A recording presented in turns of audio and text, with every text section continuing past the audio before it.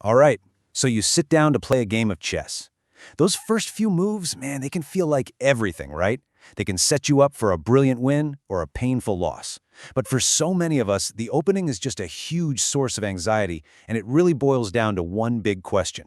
So what's the play? Do you just kind of push some pawns, move a knight, and just hope for the best? Or do you go the other route and spend hours, maybe even days, trying to memorize these super long, complicated opening lines, only to have your opponent play one weird move and suddenly you've forgotten everything?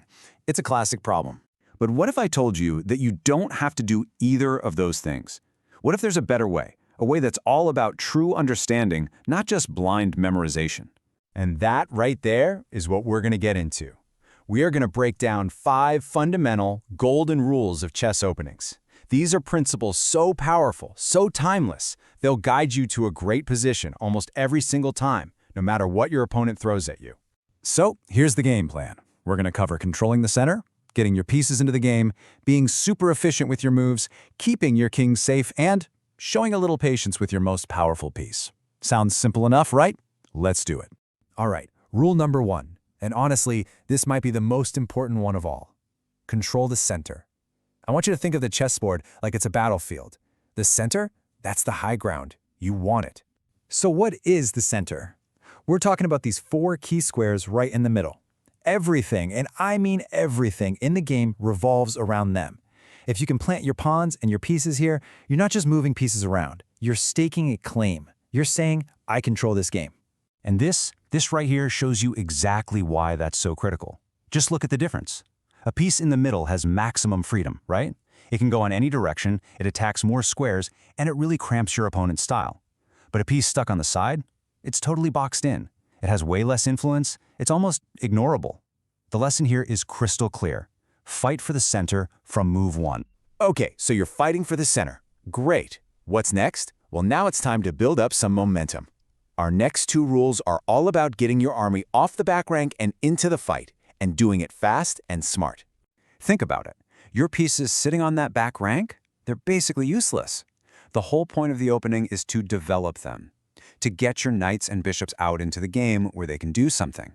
So with every single move, you gotta ask yourself, is this helping get my army ready for battle? This leads to a huge point. Try not to move the same piece twice in the opening. Every time you do that without a really good reason, you're basically giving your opponent a free move to get better. You're just wasting time. You know, there's a saying in chess that just hits the nail on the head.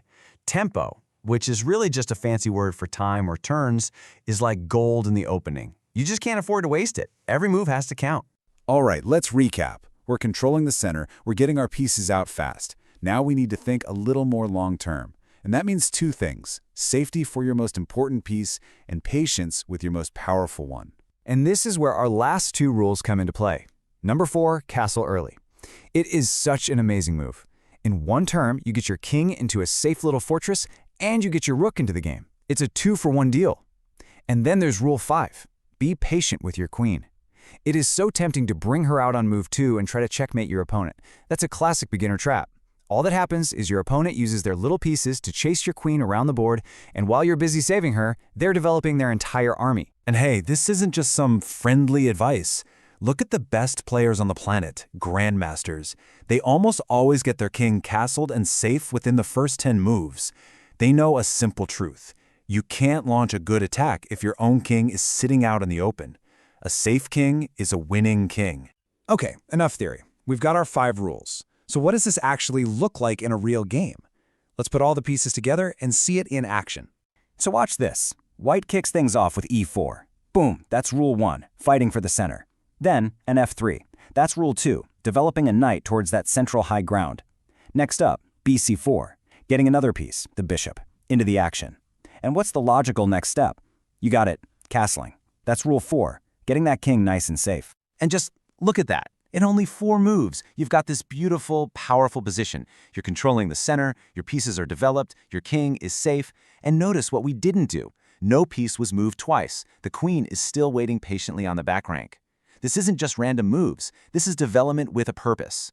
So, from now on, whenever you sit down to play, you don't need to feel lost or like you're just guessing. You have a guide. You have a simple checklist. You just gotta run through this checklist in your head. Did I fight for the center? Yep. Am I developing my knights and bishops? I sure am. Am I wasting any moves? Nope. Is my king safe? Absolutely. And is my queen waiting for her moment to strike? You bet. If you can say yes to all of these, you're going to have a great position. And here's the best part. These rules aren't for just one specific opening. They are the DNA of every good, sound opening in chess. The Italian game, the Sicilian defense, the Ruy Lopez, you name it. These principles are the reason those openings work. So it makes you wonder, right?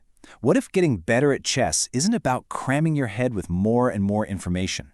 What if it's about deeply understanding just a few simple, powerful ideas? Forget the endless memorization. Start understanding these principles and just watch how your entire game transforms.